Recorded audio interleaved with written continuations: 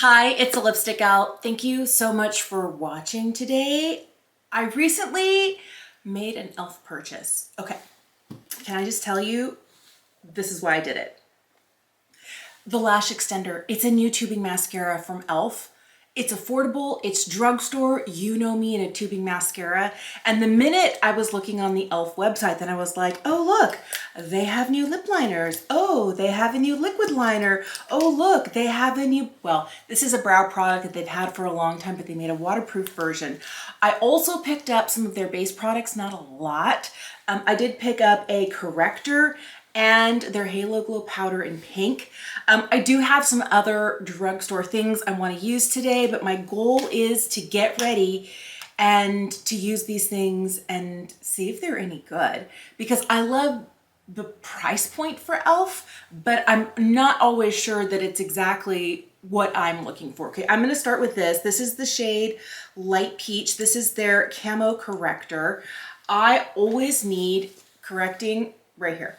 Always. So I'm going to start with a little bit of this. Oh boy, it's really dark. I don't know if it sets quickly or not. I'm used to using correctors that are just a little bit lighter, because I feel like sometimes these really, and this looks a little bit darker than what I'm used to using, these sorts of shades can really easily and really quickly become the sort that even concealer will not cover up. I hope that doesn't happen today, because I have places to go, things to do, and I don't want to deal with that. All right, I feel like I'm still seeing some darkness right here. I have for many years opted for a much lighter tone of corrector, something that's a little bit more pinky peach and not quite so peachy peach. And I know that this is, even still, this being light peach, I don't know if there's like a one shade lighter than this. There might be, but the truth is, I'm a little worried. I'm gonna throw on some concealer and some foundation, and I'll be right back. I recently fell in love with the Givenchy Prism Libre powder in Voile Rosé, and I have really been falling hard for pink powder. It's been a long time since I've used anything more than translucent or my own skin tone for powder. I also picked up the One Size powder in the pink shade, so I was really excited to see how this affordable pink powder from the drugstore stacks up. I already know I like the formula of the Halo Glow. I have the original. Love, it's so beautiful, but I am going to have a little bit here in the lid. I'm going to use just a little kind of more pinpointed brush, and I am going to tap off any excess, and I'm going to set my under eye. I'm still not sure. I feel like I have a little bit more quote unquote heavy coverage with that corrector going on underneath, but let's see what happens when we put a little powder there. I feel like this did a great job of setting my face. It has the same finish as the original Halo Glow that I like. I feel like this pink powder is nice. This Halo Glow formula from e.l.f. is one of the only, I can't think of any other drugstore powders that I use under the eye. But if you're curious, it's not so pink that it ends up looking pinkety pink. So if you're fair, it's not gonna look bubblegummy on your skin. I feel like this is just the right amount of pink. If you're looking at it in the pan, it has a slightly baby pink tone to it, but it also can read a little flesh toned. I don't know how this would work if you have more yellow or olive leaning undertones. I'm just putting that out there, but if you like a pink powder, this one from e.l.f. I think is really nice, and I don't think it's adding any additional texture or age to my under eyes. This is the only powder from the drugstore I can use under the eyes. So they came out with a waterproof version of their Instant Lift Brow Pencil. I always use the shade Neutral Brown. I feel like it starts out with a really nice fine tip and then it gets dull. And if you have less sparse brows like I do, I always love their teeny tiny pencil. This one right here is the Ultra Precise Brow Pencil, and I love that both formulas come in the same shade. Let's use this today. I don't know that I need a waterproof version in the winter, like summertime. This might be clutch. I feel like it's one of those that can make brows go really quickly. I've kind of been liking that recently. I'm going to try and leave some really light strokes through here where it's not too dark, not too intense. It's been a while since I've used this more affordable brow pencil. I usually opt for the skinny one because this ultra precise one is what I need for my brows. I feel like the spoolie on this is much softer than I remember. I don't know if they've changed their spoolie for this component recently. And then the other thing you'll notice is that we have lost the point on this. Now, is that the end of the world? No. If you have more voluminous brows, my 15-year-old has beautiful brows, and I don't want to get her used to spending like 20 something for a single brow product. So I got her the original version of this. She loves it. It's exactly what she needs. I'm curious to see whether hers has a different spoolie on it, because I remember the spoolie being just a little firmer. This one is so soft, it almost feels like I'm struggling to brush the product out. Like it brushes the hairs, but it's not really distributing and softening the pencil the way that I would want. Now, as far as what it looks like the regular, you know, instant lift brow pencil. I think it does a good job. Just keep in mind, this might not be for you if you have sparse or really thin brows, or you need or prefer a more precise line. I think that's where this ultra precise would come in for you. I'm gonna finish it off with some of the Wow Brow because my eyebrow hairs have a mind of their own. So I'm gonna use this to kind of set them in place. But I really feel like from the drugstore, the brow products that I prefer are the ones from e.l.f. The duo of the Ultra Precise and this Wow Brow, this tinted fiber gel, is exactly what I want and what I need, and I really like it for the price. And I really shouldn't say for the price, I should just say I really like it, because it's not that it's a, you know, the best affordable option. It's just a great duo. Before I can try the new liner and the new mascara, I'm gonna get a really quick eye look on. I'll be right back. Here is the new H2O proof Inkwell eyeliner. I have the shade Caffeinated. It's brown. Are you surprised? All right, so the difference here is that they put it in this little inkwell. They have a felt tip on it. It sounds like, and I've never tried this product previously, it sounds like they had this, but in a different delivery method. So they recommend that you give it a good shake. Let's do that. And then that you wipe off any excess off of the felt tip onto the inside rim of the container. All right. Now, I've already curled my lashes. This is supposed to be waterproof, have long-lasting pigment, and be, it didn't say smudge proof, it said smudge resistant. And I'm like, okay. The hard part is here, am I going to be able to line my eyes without getting it all up in my eyelashes? That's why I always struggle. Do I curl my lashes first or line my lashes first? Okay, I've got kind of like a really light eye look today. I don't want to do anything too intense, but I definitely want to see how this handles my leaky eyes. I have older leaky eyes, especially my left eye is perpetually watering. So I'm going to give myself the smallest little baby flick out here. The other thing I'm going to do is I'm going to take the time to use this felt tip to just go in between the lashes. I'm not going in the waterline. My goal is not to line the waterline with this, but just to blank out the little gaps in between the lashes where I might have a missing lash, or, you know, they're going one direction and the other and there's a gap in the middle. I want to kind of blank out all of those. This feels very, like the tip of this is really fine.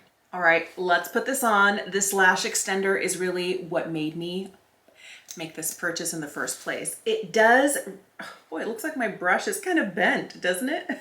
All right, e.l.f. But it does have that more cone-shaped wand.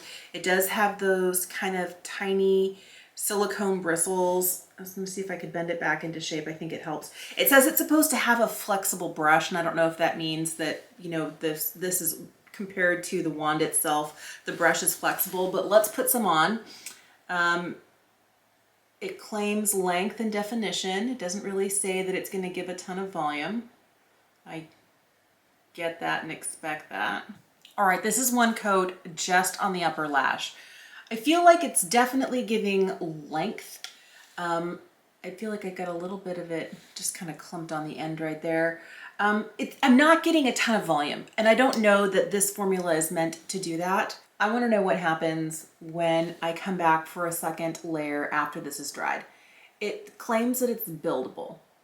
And I always have noticed that there are certain formulas of mascaras, tubing formulas, where you cannot wait for it to dry. You have to build and build and build and then leave it alone. Because if you come back and add a second layer after the first layer has dried, it just sets you up for flakes. My favorite formulas are the ones that you can, go back and forth, and add more here and add more back over here.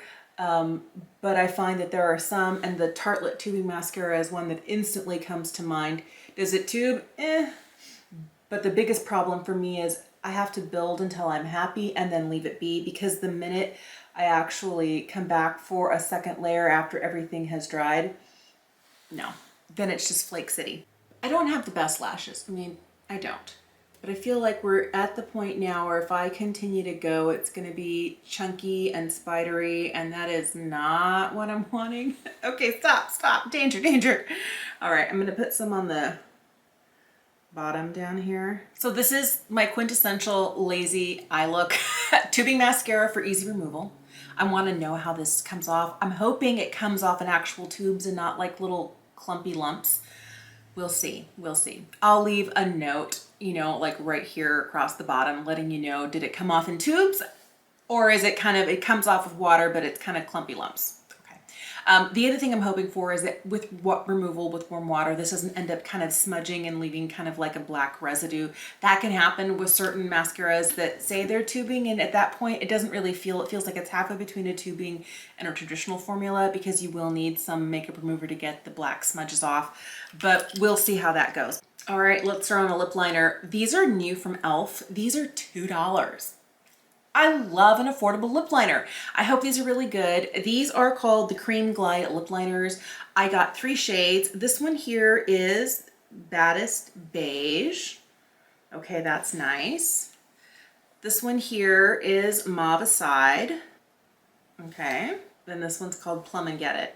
They glide really nicely. So here's Plum and Get It, here's Mauve Aside, and here's Baddest Beige. You know what's interesting about these? They don't actually anywhere on the pencil say the name. And I'm like, how will I remember what the name is?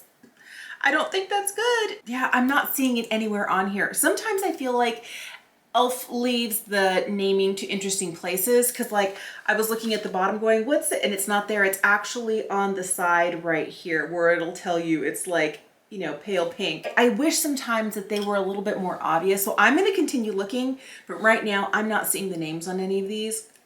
Here's hoping I have the right one. I think I'm going to go for this mauve shade. I may use a little bit of this as well as the Baddest Beige to just line my lips. And for a lip product today, I am trying the new NYX Fat Oil Slick Clicks. I got 2 shades. This one here is the one that I actually have been wearing and I have been liking quite a bit.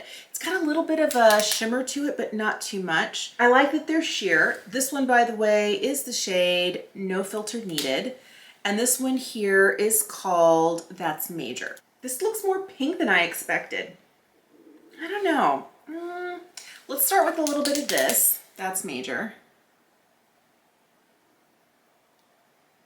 It has an interesting sort of, I don't know, it's like a candy scent to it. It feels nice on the lips. I like the way these feel. I also like the way these feel. What's great about these is that they really glide. I don't know if they set down. No, it doesn't look like they set down. It looks like they're going to be just your traditional lip lining pencil. I don't know that this is going to create that sort of indelible kind of barrier that's going to keep this a little bit glossier product from kind of going places. I'll have to let you know. I think the colors are nice. I like the price point, a $2 lip liner, but I don't know whether it's a wasted $2 because they end up, blending. But if you want to use this to fill your lip line in, you're going to get matte. They glide very easily, very creamily. You could put this down, fill your whole lip in with this, and have a really nice, affordable lip color for hardly anything. I feel like they did a great job of lining. I like the way that this look turned out. I kept it really soft today because I really wanted to see what these two guys did. I wanted to see what the lip liners would do. And if you're curious about these Slick Clicks from NYX, they do remind me texturally of the products that you have already on the market that are very much like this. These are the types of products that instantly came to mind if you have been trying those Roman Glasting melting balms. The difference is all the other things I have here advance only and not these. These feel like they have a little bit more heft to them than the ones from NYX. The NYX ones are a little bit sheer, a little bit more gloss. This feels more balmy. It has a little bit more texture to it. If you are a fan of the Maracuja products from Tarte, I just happened to pull one of the plumping ones. These definitely have a little bit more pigment. This one here is the shade Mixed Berries. It is a little bit softer in feel, and I feel like these guys here are gonna, they have a similar mouthfeel, but they're slightly more textured. They're not quite as slippy as this. They're not quite as textured as this. They're a little bit more. One of my favorites is the M Lip Cushion, another one of those that only clicks up. I feel like this is instantly a little bit, like these are kind of glossy and sheer. This is more pigment here, and I think it depends on the shade that you get, but I feel like this has a little bit more firmness to it. And the last one I was thinking about was the Make It by Mario lip serums. Another one of those, this one's gonna be like crazy, like glossy. This is gonna have more of that cooling feeling like the one from Tarte does, the plumping version. But this definitely instantly reminds me of something that's a little bit softer, a little bit sheerer, a little bit more in line with this. I forgot about these. This is another drugstore option in that kind of click up gloss only formula. These are the Rose Comforting Lip Oils from Wet n Wild. I feel like we're seeing something similar here. I feel like the packaging though is just a step up here. I'm not worried that this lid is gonna come off, and I can't tell you how many times I've had problems with the lid cracking and then it won't stay on, and then I'm reaching for this in my pocket or my purse and it's separate. The other thing is I got these at the beginning of the year, like February-ish, and they already smelled like an expired crayon. These have a slightly sweet, almost candy smell to them. These did not have a scent, so I don't know. These are like, when I purchased these were $5.50. These are what, in the $10, $11 range. I feel like we're getting a very similar sort of product, but these two that I have are a little bit sheerer. They are glossy, they're lightweight, they don't feel heavy, they feel very nourishing. I did wear this shade here in No Filter Needed all day one day, and it was just lovely. So I'm really excited, and I'm glad that I picked up this kind of more mauve tone, and I think this mauve tone is going to go really well with kind of like a more neutral lip liner, something that has a little bit more earthiness, a little bit more brown to it. Because I'm liking this, because on its own, this is reading very pink, and it's not my preferred tone of pink, but I like the textures of these. I think these are an interesting addition. It's very much that gloss in stick form that we're getting in other delivery methods from other brands at various price points. I think that there's a lot of stuff like this out there. Do you need it? No. If this is kind of like your favorite sort of thing and you want a more affordable, these are $24. These are like what, $10 to $12? If you want something that's similar and you're willing to try something new, you might like these. These are very reminiscent of these Maracuja products from Tarte. And I feel like the virality of this is what makes people come out with more affordable products like this from Wet n Wild and from NYX. But definitely I feel like the experience is better here than it is here. But if you're looking for like bargain basement price, these guys aren't bad. So for everything I tried today, you know, I'm kind of impressed. This has me worried. If you use a corrector like this for dark circles, tell me your tips. I feel like my under eyes are looking, they don't look heavy. I do feel like I'm getting a little bit of creasing from the concealer and the corrector. And it could be that I didn't lay down a heavy enough layer of powder, and it could be that this is hydrating and the concealer I'm using today is hydrating and the powder was just not enough to set it, or I didn't place enough down there. I'm gonna have to fix my under eyes. But I feel like overall, this darkness right here is not as bad as normal, but I'm not used to using something this dark.